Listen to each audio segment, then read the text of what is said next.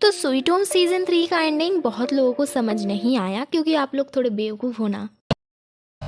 मुझे क्यों तोड़ा? तो आज इस वीडियो में मैं एक्सप्लेन नहीं करने वाली क्योंकि मुझे भी समझ नहीं आया, मैं भी आप लोगों की तरह बेवकूफ़ हूँ। अब आए ना लाइन पे।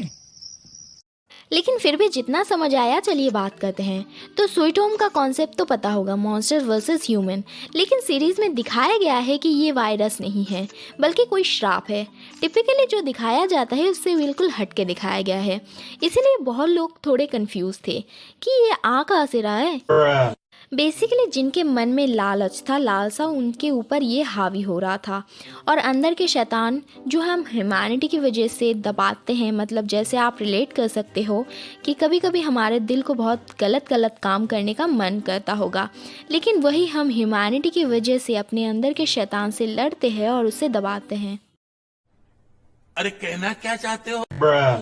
तो इस सीरीज़ में हमारे हीरो को भी ये कर्ज लग जाता है, लेकिन क्योंकि दिखाया गया है कि 15 दिन कंट्रोल करो तो आप एक नई चीज़ बन जाते हो, मतलब इंसान और शैतान का मिश्रण, वो तो कुछ लोग पहले से ही हैं। और हमारे हीरो ह्यून सो को ये कर्ज लगा। क्यों लगा? क्योंकि उसके अंदर मरने का बहुत ज़्यादा डिज़ायर था, बेसिकली उस चीज़ के लिए लालच। He just wanted to die so badly. तो अब बात करते हैं मेन प्लॉट के बारे में। पहले सीजन में ये मॉन्स्टर वर्सेस ह्यूमन था और सच बताऊं वही मेरा फेवरेट था। बहुत सारे लोगों का भी, मतलब majority of people like the season 1 more than season 2 and 3, क्योंकि सीजन 1 पे मॉन्स्टर्स पे ज़्यादा फोकस किया गया है और अलग अलग मॉन्स्टर्स भी दिखाया गया है।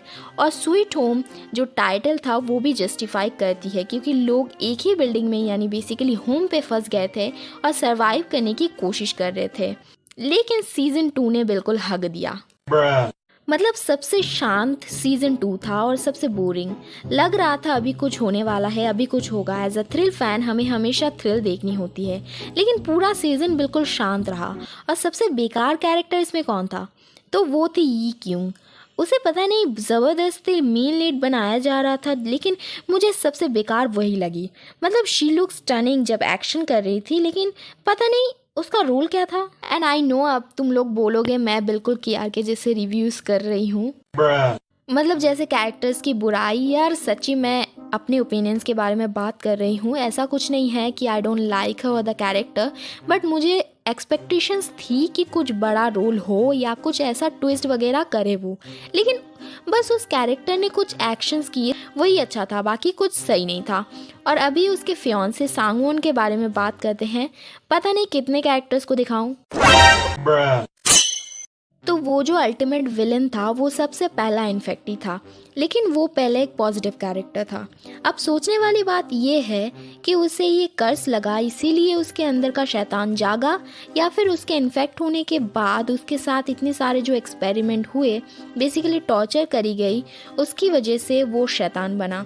क्योंकि मॉन्स्टर बनने के बाद भी जैसे ह्यून सो अपने अंदर के मॉन्स्टर को अपने जैसा इंसानियत सिखा देता है, वैसे सांगवोन भी ये कर सकता था, लेकिन उसने अपने अंदर के शैतान को हावी होने दिया और स्पेशल इन्फेक्टी होने के बाद भी वो अपनों को हार्म कर रहा था।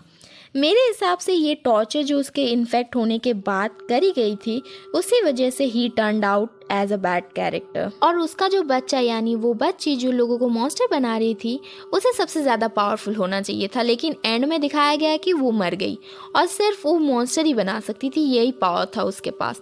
बट उसके मरने के बाद वो एक झलक दिखाया गया कि वो जिंदा है, तो ये एक हिंट हो सकता है कि स्वीट होम के और भी सीजन्स आ सकते हैं। लेकिन अभी तक ना ही कोई अनाउंस करी गई है, बल्कि ये बताया गया है कि सीज़न 3 ही फाइनल सीज़न था। लेकिन मेरे हिसाब से इसके और सीज़न आ सकते हैं, इतने मैसिव हिट के बाद तो बिल्कुल ही आ सकते हैं। और कोरियन एंटरटेनमेंट इंडस्ट्री जानती है कैसे पैसे कमाते हैं, तो बिल्कुल ही। तो अभी तो फिलहाल कुछ कह नहीं सकते। और मॉन्स्टर और स्पेशल इन्फेक्टी के बाद भी एक और कैटेगरी डाली है इन्होंने। कैटेगरी, ये क्या बोल रही हूँ, एक्चुअली एग्जैक्ट वर्ड मुझे नहीं पता, तो आप समझ लेना।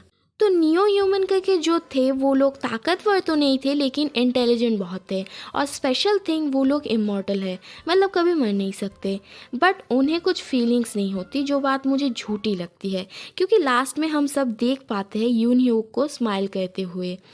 तो ये भी एक सस्पेंस रह गया है कि न्यू ह्यूमन भी बाद में पूरी तरह से इंसान बन रहे थे या नहीं। तो अब इन दोनों के बॉन्ड के बारे में बात करते हैं। इन दोनों का बॉन्ड मुझे सबसे सही लगा, क्योंकि जब भाई बहन के फिक्र कर रहा था तब बहन को चर्बी चढ़ी थी, और अब लास्ट में भाई को एटीट्यूड हो जाता है, तो ये सबसे कूल था।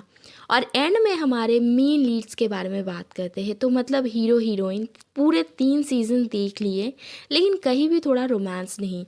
कभी कभी तो लग रहा था अब शायद कुछ करे, लेकिन नहीं हुआ। तो ये अधूरा रोमांस हमें कब देखने को मिलेगी? कोई बात नहीं, अब देख लो।